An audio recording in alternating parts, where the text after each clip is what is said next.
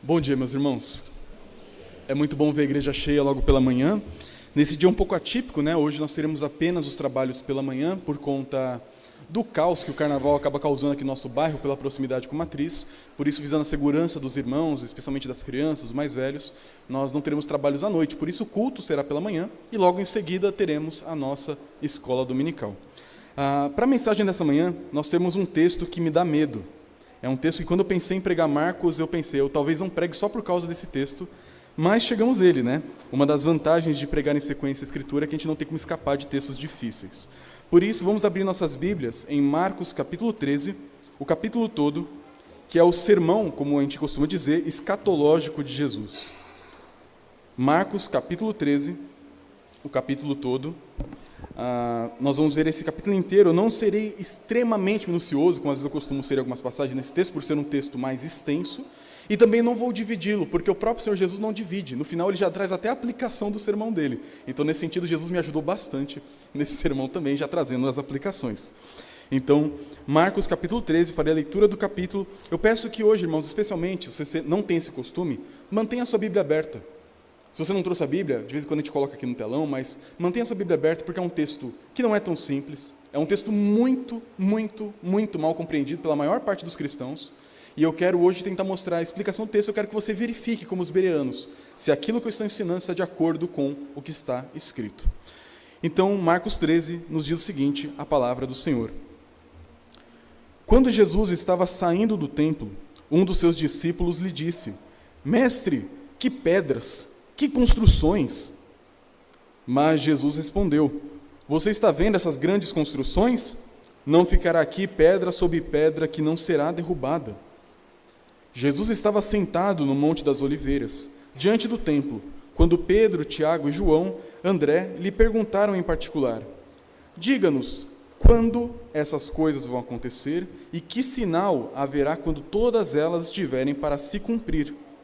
Então, Jesus começou a dizer-lhes: Tenham cuidado para que ninguém os engane. Muitos virão em meu nome dizendo: Sou eu, e enganarão a muitos. Quando vocês ouvirem falar de guerras e rumores de guerras, não se assustem. É necessário que isso aconteça, mas ainda não é o fim. Porque nação se levantará contra nação e reino contra reino. Haverá terremotos em vários lugares e também fomes. Essas coisas são os princípios das dores. Estejam de sobreaviso, porque as pessoas os entregarão aos tribunais e às sinagogas. Vocês serão açoitados e, por minha causa, serão levados à presença de governadores e reis para lhes servir de testemunho. Mas é necessário que primeiro o evangelho seja pregado a todas as nações. Quando, pois, levarem vocês para os entregar, não se preocupem com o que irão dizer, mas digam que lhes for concedido naquela hora, porque vocês não estão falando, mas o Espírito Santo. O irmão entregará à morte outro irmão, e um pai entregará ao filho. Haverá filhos que se levantarão contra seus pais e os matarão. Todos odiarão vocês por causa do meu nome. Aquele, porém, que ficar firme até o fim, esse será salvo. Quando, pois, vocês virem o abominável da desolação, situado onde não deve estar, quem lê entenda. Então os que estiverem na Judéia, fujam para os montes. Quem estiver no terraço, não desça, nem entre para tirar da casa alguma coisa. Quem estiver no campo, não volte para trás para buscar a sua capa. Ai das que estiverem grávidas e das que amamentam naqueles dias. Orem para que isso não aconteça no inverno, porque aqueles dias serão de tamanha tribulação como nunca houve desde o princípio do mundo criado por Deus até agora, e nunca mais haverá. Se o Senhor não tivesse abreviado aqueles dias, ninguém seria salvo. Mas por causa dos eleitos que ele escolheu, Deus abreviou tais dias. Então, se alguém disser a vocês: olhem aqui, está o Cristo, ou olhem ali, está ele, não acreditem, porque surgirão falsos cristos e falsos profetas, operando sinais e prodígios para enganar, se possível, os próprios eleitos. Estejam de sobreaviso, tudo isso tenho predito a vocês. Mas naquele dia, após a referida tribulação, o sol escurecerá, a lua não dará sua claridade, e as estrelas cairão do firmamento, e os poderes do céu serão abalados. Então verão o Filho do Homem vindo nas nuvens com grande poder e glória, e então ele enviará os anjos e os reunirá seus escolhidos dos 4 ventos da extremidade da terra até a extremidade do céu. Aprendam, pois, a parábola da figueira. Quando já os seus ramos renovam e as folhas brotam, vocês sabem que o verão está próximo. Assim também vocês, quando virem acontecer essas coisas, saibam que está próximo às portas. Em verdade lhes digo que não passará esta geração sem que tudo isto aconteça. Passará o céu e a terra, porém as minhas palavras não passarão. Mas, a respeito daquele dia ou da hora, ninguém sabe, nem os anjos do céu, nem o Filho, senão o Pai. Estejam de sobreaviso e vigiem, porque vocês não sabem quando será o tempo. Como um homem que, se ausentando do país, deixa sua casa, dá autoridade aos seus servos e cada um a sua obrigação, e aos porteiros ordena que vigie. Portanto, vigiem, porque vocês não sabem quando virá o dono da casa, se à tarde, se à meia-noite, se ao cantar do galo, se pela manhã, para que, vindo ele inesperadamente, não encontre vocês dormindo. O que, porém, digo a vocês, digo a todos, vigiem. Vamos orar mais uma vez. Senhor, estamos diante de um texto desafiador, um texto que gera tantas compreensões estranhas, que leva a tantas posturas estranhas em decorrência dessas crenças. E nós pedimos, Pai, que nessa manhã o Senhor nos instrua na simplicidade da Tua palavra, Pai. Que o texto, na sua clareza, na sua mensagem, possa ser verdade para nós, Pai, ser guardado em nosso coração, e que nós tenhamos a verdadeira esperança, a verdadeira preparação, a verdadeira vigilância que Jesus espera dos seus discípulos. É o que pedimos em nome de Jesus. Amém. Meus irmãos, como mencionei, essa é uma das passagens mais polêmicas dos evangelhos e uma das que mais gera interpretações diferentes. Existem igrejas, movimentos eclesiásticos que se separam por causa desse texto. É o que nós encontramos hoje nos debates da escatologia.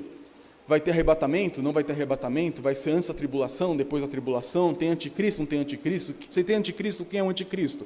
Jesus volta quando? Vai ter milênio? É literal? Não é literal? Esses debates que fazem parte do cristianismo desde o princípio, vêm justamente de textos como esse, que a gente chama de o sermão escatológico, o sermão das últimas coisas de Jesus Cristo. Mas a verdade, meus irmãos, é que o texto, apesar de ter sido utilizado, torcido e empregado em várias ideias e pensamentos diferentes, ele é muito simples na maneira como ele é escrito. E por isso, meus irmãos, eu gostaria de trazer o olhar nosso para o texto, para que o texto, e não teorias nossas, não teologias nossas, não pensamentos posteriores ao texto, formulem a nossa maneira de enxergar o fim. E pensar sobre o fim é muito importante. Porque uma vez que você entende qual que é o fim da história, o fim da humanidade, ou seja lá, do que Jesus está dizendo aqui, você terá uma postura diferente a partir daquele momento. Se você soubesse que o mundo acabaria na semana que vem, não mudaria a sua postura agora? Se você soubesse que Jesus voltaria hoje, 5 horas da tarde, como isso mudaria o seu dia? Então, textos como esse são fundamentais que nós compreendamos a sua mensagem para termos a postura correta enquanto o fim já chegou, chega ou chegará. Por isso, vamos ao texto. Versículos 1 a 4 vão montar para nós o cenário onde esse sermão acontece. O primeiro versículo diz: quando Jesus estava saindo do templo, e a gente tem que lembrar, ele foi para Jerusalém, condenou o templo, dizendo que era um covil de salteadores, que aquela casa seria destruída. Depois ele debate com os líderes judaicos, e agora que ele ensinou no templo, ele está saindo. Então perceba, tudo começou no templo, com a condenação do templo, confronto contra o templo, e agora temos um último sermão contra o templo. Então Jesus sai do templo e um dos seus discípulos lhe disse, a gente imagina que seja o Pedro aqui, né? Mestre, que pedras, que construções! E aqui a intenção de Pedro é simplesmente virar um guia turístico, afinal de contas Jesus já tinha ido para Jerusalém várias vezes e os apóstolos também. Aqui ele está falando do templo, que a gente chama de templo de Salomão, mas é o templo de Herodes. É o templo de Salomão reconstruído e reformado, ampliado, embelezado pelo rei Herodes. Uma construção que demorou décadas e décadas e que tornou esse templo uma das maravilhas do mundo antigo. Um prédio gigantesco, coberto de mármore, tão branco e tão brilhante que brilhava de longe, parecia um farol em cima da montanha de Jerusalém, para quem olhava de longe. Era um dos lugares mais lindos e bem construídos do planeta Terra, na antiguidade. Então esse discípulo olha, mestre, olha que templo bonito. Olha o tamanho dessas pedras, tinham pedras lá de 8 por 12 de tamanho. Já viu uma pedra de 8 por 12 sendo utilizada para construir um prédio? Esse era o nível do capricho daquele prédio. Era algo absurdo, uma engenharia absurda, e uma beleza, uma riqueza absurda. Só que esse discípulo aqui não está apenas sendo um guia turístico, como mencionei. Mas ele está meio que querendo mostrar para Jesus um contraponto, não provocando, mas um contraponto a tudo que Jesus fez até aqui. Porque lembrem-se, ele chega em Jerusalém, vai ao templo e amaldiçoa o templo. Agora imagine um discípulo que o templo é o centro da religião judaica, é o centro de Israel, é o centro de tudo pelos séculos e pelos séculos. E Jesus fala, vai cair tudo. Acabou. Esse lugar é uma toca de bandidos, é um lugar de gente hipócrita, e é melhor que não tivesse ninguém aqui do que fosse usado dessa maneira. Então Pedro, depois de ouvir essa história toda, talvez ele fale assim, mestre, mas olha, é tão bonito. Será que é realmente contra tudo isso que o Senhor está falando? Seria mais ou menos essa a ideia. E aí, por isso que Jesus responde, versículo 2, você está vendo essas grandes construções? Não ficará aqui pedra sobre pedra que não seja derrubada. Não é tirada, não é remanejada, é derrubada, com violência. Não será tudo demolido aqui.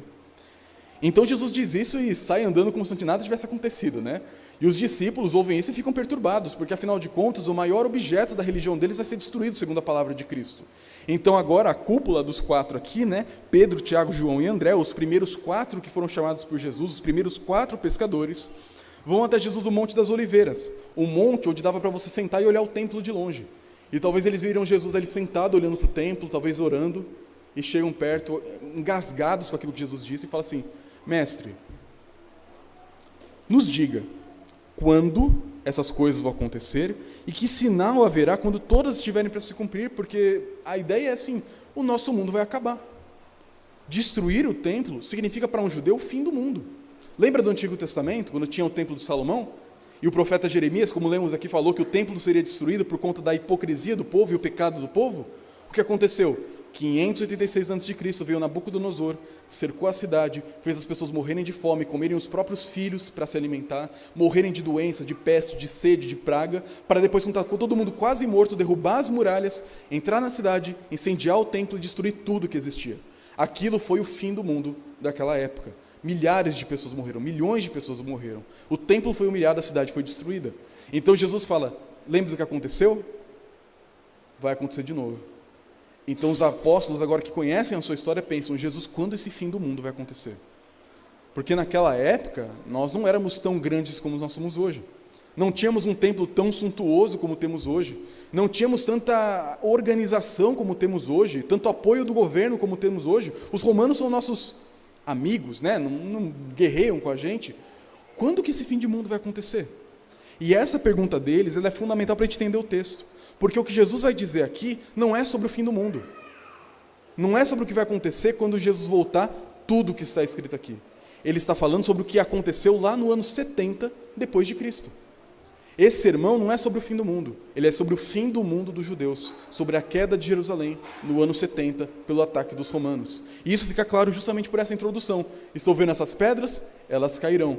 Quando isso vai acontecer? Eu vou falar para vocês. Então Jesus aqui não quer trazer mistérios, mas ele quer preparar. Então, se eu posso resumir aqui a intenção de Jesus, se isso for possível, Jesus quer informar, quer preparar e quer estimular, direcionar seus discípulos para viver olhando para o fim do mundo que chegaria.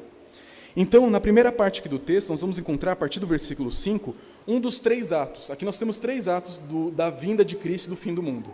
Esses 3 atos, eles são semelhantes ao parto de uma mulher. Meu filho nasceu tem 3 meses, então está um pouco fresco na minha memória aqui. Nós temos primeiro aqui o princípio das dores, temos a grande tribulação, ou seja, a hora do parto, a grande contração na hora que o bebê é expulso, e a chegada do Filho do Homem. É literalmente um parto que Jesus está descrevendo aqui, como se esse parto fosse um modelo para a história. Então Jesus vai mostrar o princípio das dores, a grande contração e a expulsão e o nascimento do Filho do Homem. Como que esse parto acontece? Primeiro temos aqui os princípios das dores, versículos 5 a 13, em que nos diz o seguinte: então Jesus começou a dizer-lhes, tenham cuidado para que ninguém os engane. Ou seja, o que ele vai dizer é muito claro, não era para ter mistério com relação a isso. Muitos virão em meu nome dizendo, sou eu, o Cristo, e enganarão a muitos. Quando vocês ouvirem falar de guerras, rumores de guerras, não se assustem. É necessário que isso aconteça, mas ainda não é o fim. Porque nação se levantará contra nação e reino contra reino. Haverá terremotos em vários lugares, também fomes. Essas coisas são o princípio das dores. Então aqui, boa parte da nossa interpretação, que muitos de nós aqui fazemos, já ouvi muitos aqui mencionando isso, eu também já pensei assim, está errada. Já viu aquele irmão que fala assim, pastor, você vê o tanto de guerra que está tendo?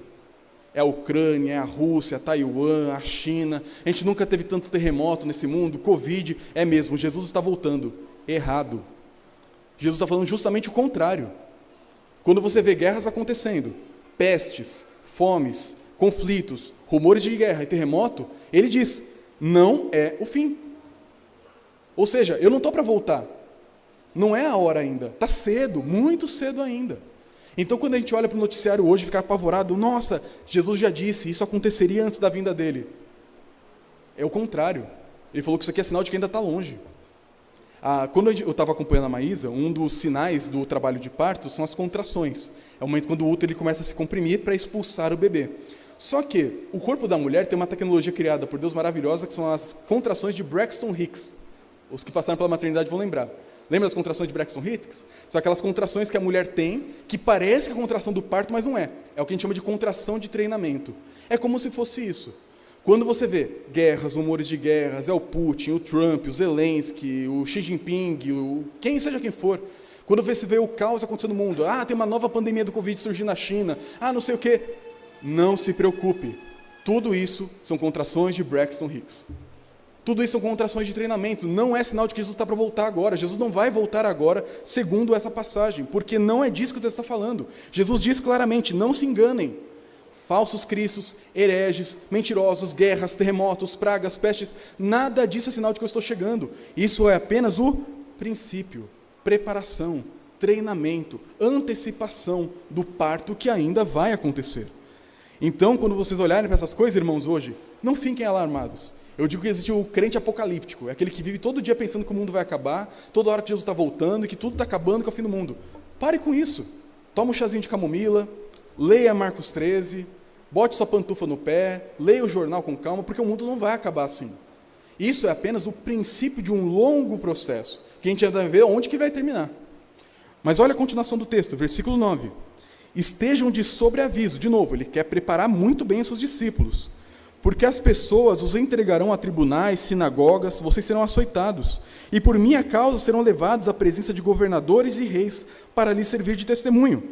Mas é necessário que primeiro o evangelho seja pregado a todas as nações. E o que a gente vê no livro de Atos? Exatamente isso. Os apóstolos foram presos, açoitados, Pedro e Paulo e João foram levados à frente das autoridades e defenderam o evangelho de Cristo ali e pregaram o evangelho para todas as nações conhecidas na sua época. Então, quando a gente vê a igreja sendo perseguida, não é sinal de que Jesus vai voltar agora. Ainda são as contrações de treinamento. A igreja de fato será perseguida e foi logo no livro de Atos, logo na sequência dessa história. E além disso, quando fala que o evangelho será pregado a todas as nações, não é que cada pessoa do mundo vai ouvir o evangelho. Isso seria praticamente impossível. Toda hora está nascendo gente. Não tem como cada bebê que nasce ouvir o evangelho ao ponto de todo ser humano ter ouvido o evangelho. É impossível isso acontecer. O ponto aqui é que todos os grupos étnicos, é isso que a palavra nação significa, etnia. Cada grupo étnico conhecido pela igreja primitiva seja alcançado. E o que Paulo, Pedro e os apóstolos fizeram? Se espalharam na grande comissão, pregando para todas as nações. Então, o alcance do mundo hoje, como nós temos hoje o cristianismo alcançando o mundo, não é sinal do fim. É somente uma contração de treinamento para o fim que ainda viria. Versículo 11. Olhe bem isso, quando, pois, levarem vocês para os entregar, não se preocupem com o que irão dizer, mas digam que lhes for concedido naquela hora, porque não são vocês que estão falando, mas o Espírito Santo. O irmão entregará à morte outro irmão, e o pai entregará ao filho, e haverá filhos que se levantarão contra seus pais, e os matarão. Todos os dias, todos odiarão vocês por causa do meu nome. Aquele, porém, que ficar firme até o fim, esse será salvo. Então, Jesus termina de falar das contrações de preparação. Então, o que Jesus quer fazer com essa primeira parte do sermão dele? Acalmar os discípulos. Naquela época não tinha tanta guerra em Jerusalém. Os romanos não eram inimigos dos judeus explicitamente, não haviam conflitos, não haviam grandes fomes, não haviam muitos terremotos naquele contexto. Mas poucos anos depois, o mundo começou a entrar em colapso. Nós lemos no livro de Atos, o profeta Ágabo falou que haveriam fomes e aconteceram fomes. Nós começamos a ver a guerra dos judeus contra os cristãos, depois dos romanos contra os judeus e os cristãos. Não demorou muito para ver tudo isso aqui acontecendo. Então, essa passagem aqui serve para Jesus preparar os discípulos. Eu quero que vocês olhem para o jornal que vocês vão ler amanhã e não fiquem apavorados. O mundo não está acabando, o mundo não está fora de controle. Não é assim que as coisas vão acabar. Isso é apenas a preparação para o fim. Então, para os apóstolos naquela época, servia para acalmar eles. E com ainda esse grande estímulo do final. Quando vocês forem perseguidos, e vocês serão, E quando levarem vocês para provar a fé de vocês, testar vocês com relação ao que vocês acreditam, não se preocupem. Eu estou no controle tanto da perseguição que começa, como no poder de vocês para testemunhar naquela hora. Então a gente tem medo às vezes, né? E se me perguntarem da minha fé? E se me provocarem? E se ameaçarem minha fé e não souber defender o cristianismo? Não se preocupe. O mesmo Deus que te coloca na provação é o Deus que vai te capacitar a dar uma boa resposta naquela hora. Basta olhar o livro de Atos. O apóstolo Paulo, toda vez que foi colocado diante de um tribunal, ele traz sermões belíssimos, que exaltam Jesus Cristo, e como diria o Félix, quase me converteu, porque é poderoso, é convincente, é algo que realmente traz essa consolação. Então a primeira parte do sermão de Jesus é para preparar os discípulos e tirar aquele sentimento apocalíptico louco que a gente tem às vezes, de que parece que o mundo vai acabar a qualquer instante. Não é assim. Guerras, rumores de guerra, perseguição, todas essas coisas não são sinais do fim, são sinais de que o fim está para chegar, mas não que o fim vai chegar agora. Então, acalme o seu coração, crente apocalíptico. Tome seu chazinho de camomila e trabalhe, porque temos ainda bastante tempo para trabalhar. Mas a história vai continuar, e aqui talvez seja a parte mais desafiadora para muitos de nós. Do versículo 14 ao versículo 23, nós temos a segunda parte do sermão de Jesus. Eu peço que o João coloque a imagem aqui, que ela vai ajudar os irmãos a visualizar o que eu vou dizer aqui. Primeiro vamos ao texto, versículo 14. Quando, de novo, Jesus está querendo explicar exatamente o que vai acontecer. Quando, pois, vocês virem com os olhos de vocês o abominável da desolação, ou a desolação, a abominação desoladora, situada onde não deve estar, quem lê entenda, a gente tem que entender isso aqui, então os que estiverem na Judéia, prestem atenção no lugar, na Judéia, fujam para os montes. Quem estiver no terraço, não desça nem entre para tirar da casa coisa alguma. Quem estiver no campo, não volte para trás para buscar a sua capa. Ai das que estiverem grávidas e das que amamentarem naqueles dias. Orem para que isso não aconteça no inverno, porque aqueles dias serão de tamanha tribulação, como nunca houve desde o princípio do mundo criado por Deus, até agora e nunca mais haverá. Até aqui por enquanto. O primeiro versículo aqui já é uma pedra no nosso sapato, né? Quando vocês virem o abominável da desolação situado onde não deve estar, quem lê entenda. Alguém entendeu? A gente não entende, mas os cristãos daquela época entenderiam exatamente o que Jesus está dizendo. Por isso que eu digo, Jesus não quer trazer aqui um código secreto do fim do mundo, mas ele quer ensinar claramente. O que Jesus está dizendo aqui é justamente o que nós temos aqui nessa imagem. Esse aqui é chamado de Arco de Tito. Ele fica lá no Vaticano, lá em Roma. Esse arco, ele foi construído em homenagem ao general e depois imperador Tito, em homenagem à derrota, à destruição de Jerusalém que ele fez. Passa a imagem para mim, João, por favor. Dentro desse arco temos várias gravuras, na verdade, né? Vários relevos. Você reconhece aquele objeto grande ali no meio? É o que a gente chama de menorá, o candelabro que ficava dentro do templo de Salomão Herodes. Porque foi justamente o que aconteceu. O que Jesus está dizendo aqui é sobre a queda de Jerusalém. Jesus não está falando sobre o fim do mundo. E aí a igreja diz, como assim, pastor? Eu aprendi minha vida inteira que é sobre o fim do mundo. Não é. Jesus está dizendo que quando vocês virem com os olhos de vocês, aquele público atual, vocês vão entender o que eu estou dizendo. Ou seja, é alguma coisa que aconteceu naquela época. E o que aconteceu naquela época? Como Jesus diz depois, essa geração não vai passar sem que isso aconteça. A queda de Jerusalém, que aconteceu cerca de 40 anos depois de Jesus dizer essas palavras. O tempo de uma geração. Então Jesus não está falando sobre o fim do mundo.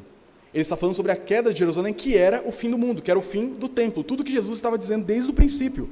E o que acontece, a gente pega o texto e joga lá para o fim do mundo e começa a inventar um monte de teoria sem pé nem cabeça. Então Jesus está dizendo que vocês, meus discípulos, que têm medo sobre a destruição do templo, a destruição de Jerusalém, prestem atenção. Quando vocês virem um homem com uma posição de autoridade, entrando onde ele não deve estar, no templo, e ali profanando aquele lugar, saibam que está na hora de correr. Não é hora de morrer como mártir, não é hora de pregar o evangelho, não é hora de fazer as malas, é hora de correr. Por isso que ele diz, quem estiver na Judéia, naquela região geográfica, foge, corre para longe. Se você está no terraço da sua casa e você vê o exército chegando, foge o mais rápido que você puder, porque a destruição será repentina. No Evangelho de Lucas, quando Jesus profere esse mesmo sermão, Lucas é ainda mais claro. Ele diz no capítulo 21, versículo 20: quando, porém, vocês virem Jerusalém sitiada de exércitos, saiba que está próxima a sua devastação.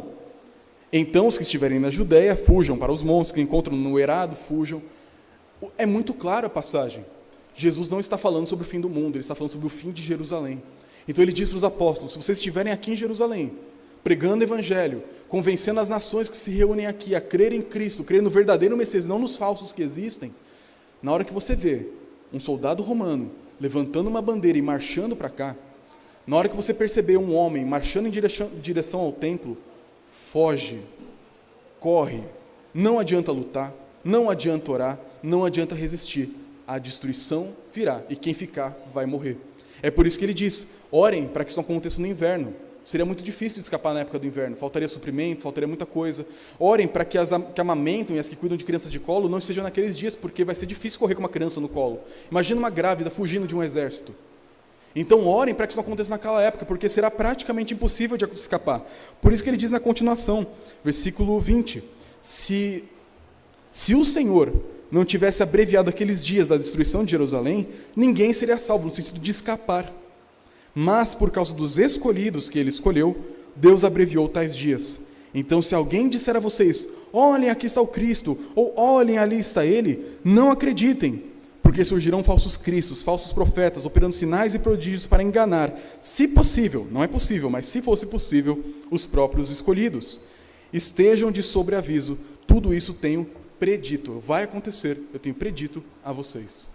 Então, esse sermão de Jesus até aqui, ele está falando de um evento histórico, a queda de Jerusalém, que foi o fim do templo, foi o fim do mundo conhecido, gerou a morte de mais de 1 milhão de judeus naquela época. E é uma história muito triste. A história do cerco de Jerusalém foi parecida com a de Nabucodonosor. O exército romano começou a cercar a cidade de Jerusalém, não sem motivo. Havia um grupo, lembra dos zelotes? Que tinha até um dos apóstolos de Jesus que era daquele grupo, o Simão. Os zelotes, eles montaram uma rebelião em Jerusalém, tomaram o poder do templo, colocaram sacerdotes deles mesmos lá dentro, gente sem preparo nenhum para cuidar do templo. Eles colocaram agora uma liderança militar. Lembra que a ideia de um Jesus bélico, um Jesus que vai lutar contra Roma, um Jesus militar que eles acreditavam, um Messias militar? Os zelotes fizeram isso. Colocaram líderes para lutar contra Roma, purificar o templo tirando os saduceus de lá, e montaram como que um estado de sítio em Jerusalém. O que aconteceu com o Império Romano? Quem manda aí somos nós. E eles começaram a marchar contra Jerusalém. Eles não se renderam, começaram a cercar a cidade, começou a faltar comida, as pessoas começaram a comer os próprios filhos para sobreviver, aconteceram pestes, fome, seca e morte.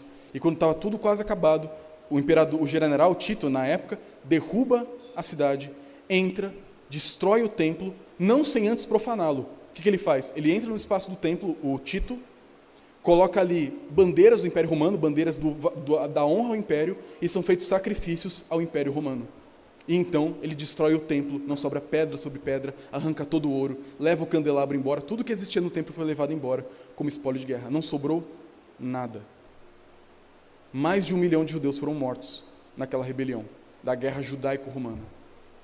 Não conhecer a história faz a gente interpretar mal o texto, por isso que é importante a gente estudar a história para entender exatamente o que está sendo dito aqui. E o que Jesus queria dizer com essa passagem é: meus queridos apóstolos, meus queridos discípulos, entendam, o que eu fiz no templo agora há pouco, virando as mesas, expulsando as pessoas, foi o anúncio profético do que vai acontecer. Assim como na época de Jeremias, não adianta orar, não adianta correr atrás, porque o templo vai cair, agora a mesma coisa vai acontecer. Eu sou um novo Jeremias, o templo vai cair. Não adianta orar, não adianta lutar, não adianta se juntar aos judeus para lutar contra Roma, porque não tem como vencer. O abominável da desolação, Tito vai entrar, vai matar, vai destruir, e não vai sobrar pedra sobre pedra.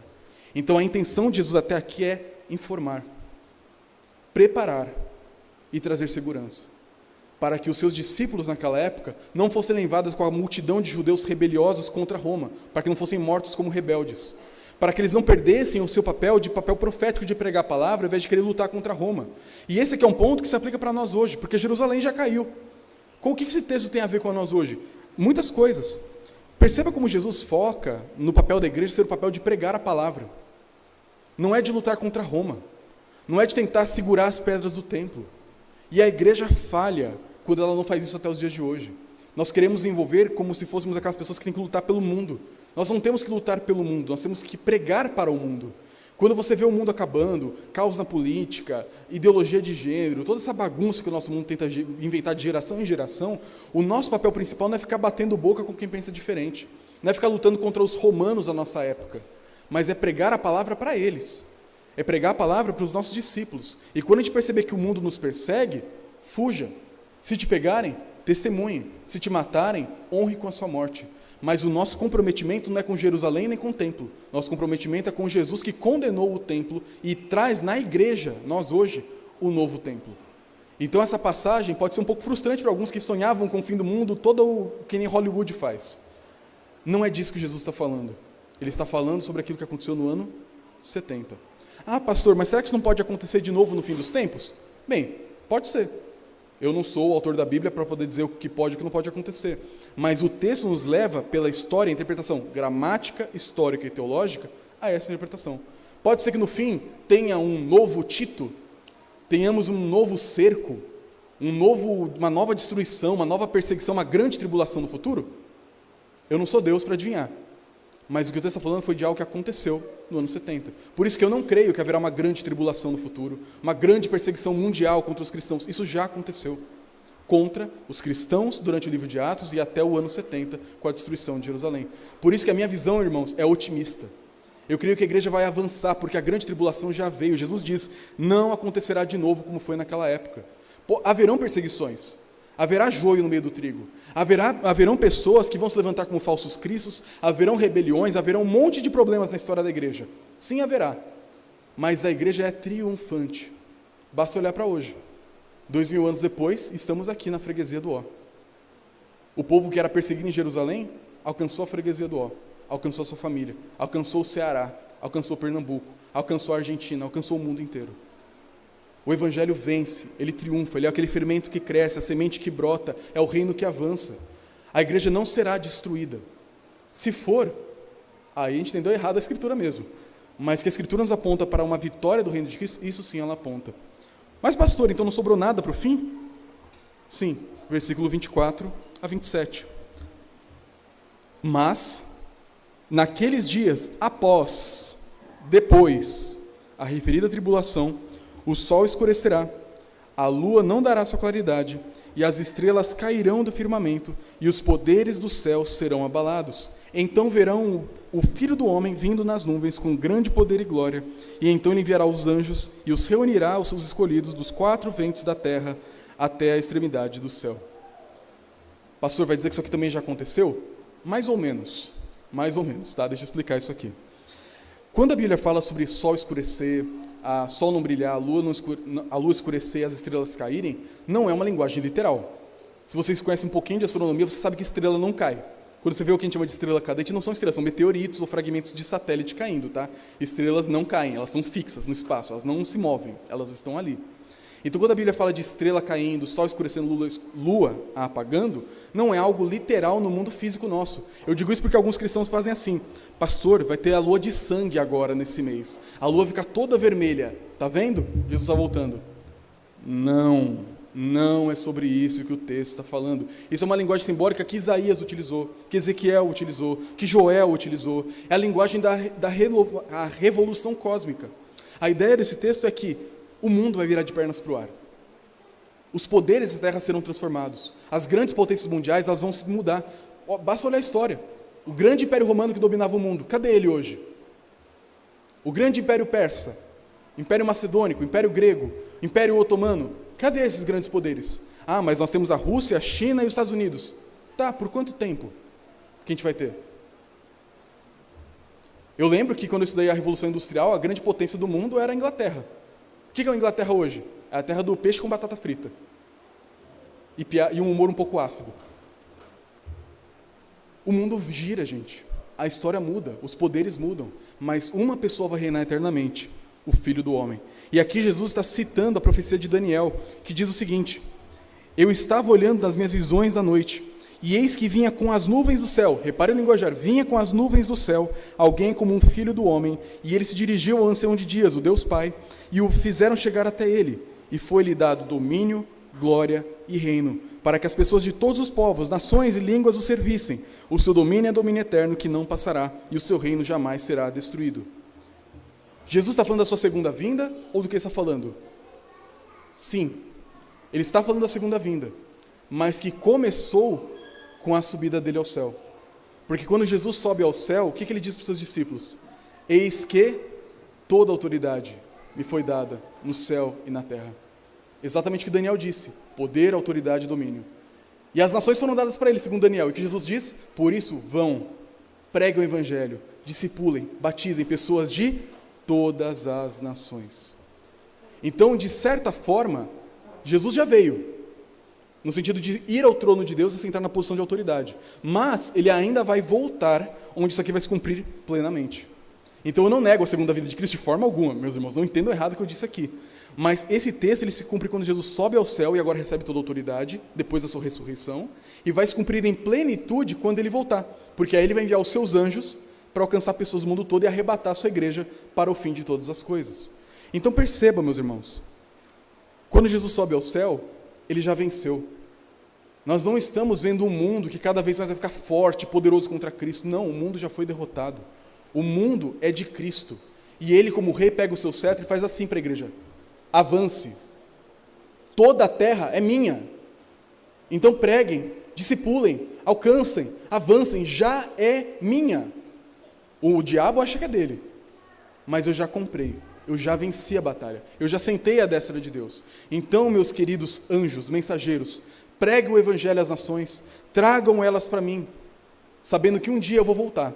E naquele dia os meus anjos, aqueles sim, os anjo, eles vão resgatar todos nós para a reunião celestial e o fim dos tempos. O que a gente tem que aprender disso aqui? Jesus nos diz, no final do texto, versículo 28 ao versículo 30, em primeiro lugar. Aprendam, pois, a parábola da figueira. Quando já os seus ramos se renovam e as folhas brotam, vocês sabem que o verão está próximo. Assim também, vocês, quando virem acontecer essas coisas, saibam que está próximo às portas. Em verdade, lhes digo que não passará esta geração sem que tudo isso aconteça. Passará o céu e a terra, porém as minhas palavras não passarão.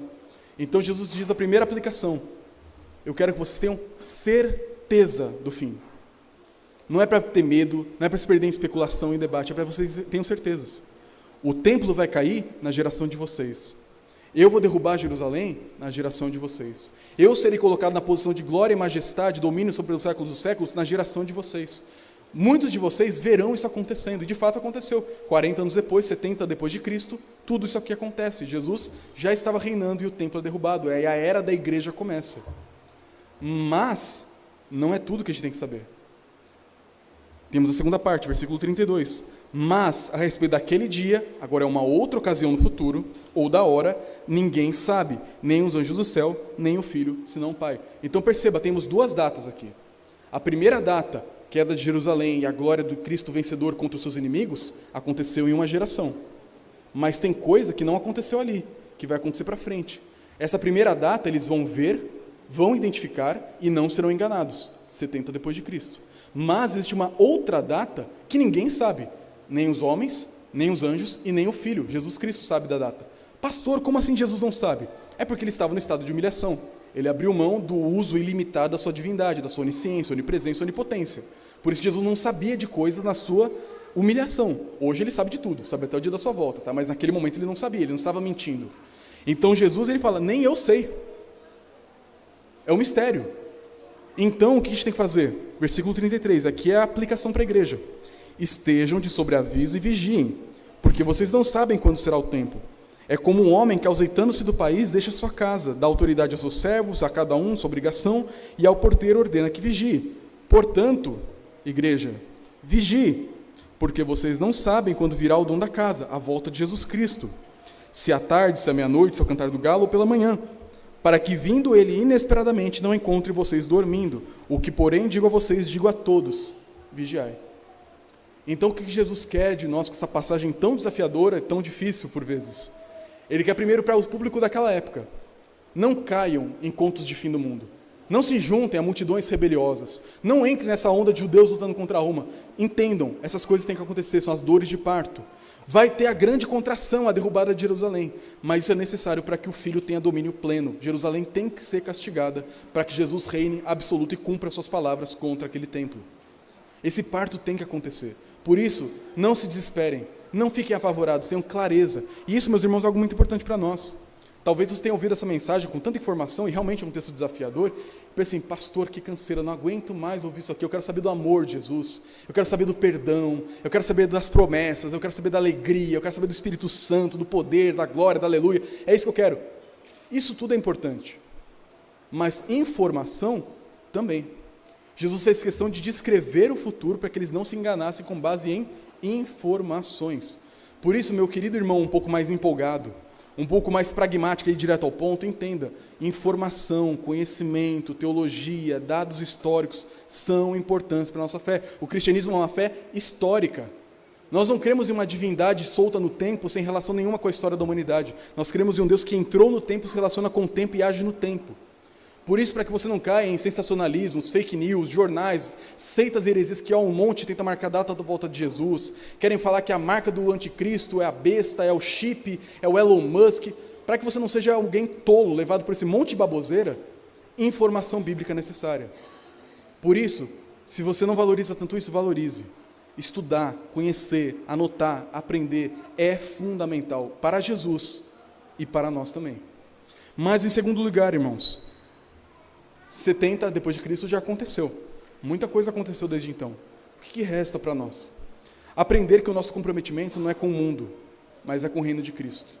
Não se junte com os judeus rebeliosos da nossa época contra o Estado. Lute contra o pecado, lute contra o diabo, lute contra a morte, lute contra você mesmo. Mas não se comprometa com lutas que não são a luta de Cristo. Em segundo lugar, vigie. Muita coisa já aconteceu, mas a mais importante de todas, a única que falta acontecer, ainda vai vir. E eu fiquei o sermão todo pensando, ia ser tão engraçado se Jesus voltasse agora, no meio do sermão, eu não conseguisse nem terminar. Mas ele pode vir a qualquer momento. Por quê? Ah, pastor, mas não tem que ficar tudo ruim antes de Jesus voltar? Não. Pastor, mas não tem que ter uma grande tribulação antes de Jesus voltar? Não. Pastor, mas não tem que ter o anticristo antes de Jesus voltar? Não. Porque senão como que seria do nada? Perceba, Jesus deu sinais para a gente entender a data da queda de Jerusalém. Mas a volta dele, ele fala, não tem como saber, nem eu sei. Nem os anjos sabem, olha que os anjos veem tudo. Não tem como saber a volta de Cristo. Por isso, quando ele fala assim, está perto, vai ser agora, porque está vendo o Elon Musk, o Trump, a guerra, a batalha, está errado. Se tivesse como descobrir quando Jesus está chegando, não seria como ladrão. Não seria do nada. Por isso que a única coisa que falta acontecer na escatologia bíblica é a volta de Cristo. E umas outras coisinhas pequenas, perto disso. Mas o principal é a volta de Cristo. Por isso Jesus pode voltar agora, já, assim. Não voltou. Eu realmente fico esperando isso acontecer. Mas não voltou ainda. Mas pode voltar ainda hoje. Pode voltar amanhã. Pode voltar depois de amanhã. Pode voltar daqui 3.000 anos. Sabe-se lá quando? A grande questão é, a única coisa que a gente não sabe, não tem como controlar, não tem como manipular, não tem como especular, não tem como fazer uma teoria da conspiração em volta, é a volta de Cristo. Então o que a gente tem que fazer diante disso? Vigiar. E o que é vigiar, pastor? É tomar conta da sua vida. Não no sentido debochado que eu quero dizer, mas tomar conta da sua vida de santidade, sua vida com Cristo, seu comprometimento com a igreja, seu arrependimento dos pecados, seu zelo na pregação do Evangelho. Viva como se cada dia fosse seu último dia. Não deixe para amanhã aquilo que você pode fazer por Cristo hoje.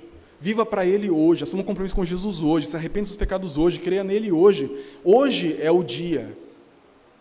Talvez hoje seja a hora. Nós não sabemos quando será. Jesus diz isso. Por isso, vigie, leve a sua vida com seriedade, comprometa-se com Jesus com seriedade agora, hoje.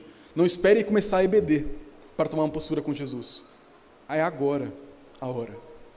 Por isso Jesus quer nos informar, quer nos preparar e quer nos ajudar a vigiar com relação ao fim e a sua volta gloriosa, que sim vai acontecer e vai ser a melhor coisa de todas. O dia mais maravilhoso de todos que a humanidade jamais sonhou será o dia da volta de Cristo.